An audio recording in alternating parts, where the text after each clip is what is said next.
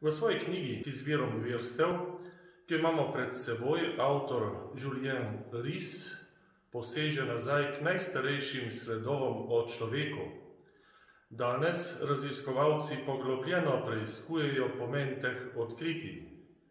Ries se opira na njihove izsledke, da bi opisal človeka izpred tisočev, celo izpred 10 000 let. Težko si predstavljamo našega prednika iz časov človeških začetkov in vendarle sledovi so tu. Ti govorijo, Ries gre od ene sledi k drugi, jo piše, predstavi in razloži. Ti sledovi so vsi povezani z religijo, s pogrebnimi kulti in drugimi obredi, z upodobitvami na stenah in kamnih, v sakralizaciji arhitekture, v ostankih lova in poljedelstva, v simbolih in mitih. Vse to nam govori o našem predniku in njegovem odnosu do drugega, do sveta in do skrivnostnega ter presežnega. Tu je Ries velik. Poskuša nam predstaviti, kako je naš prednik doživljal svet, kakor njegov veliki vzornik Mirceja Eliade tudi sam ugotavlja, da je bilo sveto tisto, na katerem je naš prednik gradil svoje življenje. Sveto je bilo temelj in središče njegovega življenja.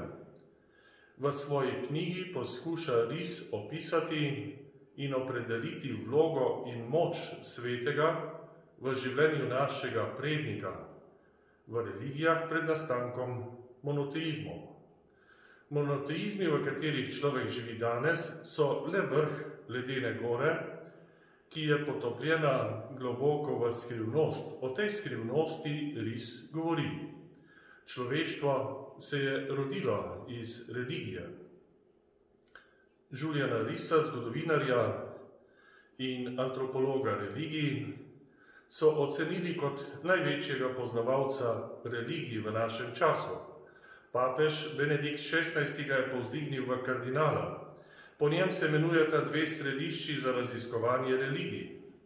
Sam je svoje delo označil kot novo religijsko antropologijo. Opisati poskuša, kaj je naš prednik v odnosu do sveta doživljal najgloblje v sebi in ugotavlja, bil je čisto samo človek, kakor smo mi. V svojem bistvu je bil homo religiosus, religijsko bitje, kakor smo to tudi sami. To je izražal na različne načine. Ries prikazuje, kaj se je dogajalo v njegovi globini in nas vabi, da prisluhnemo bitju srca našega davnega prednika.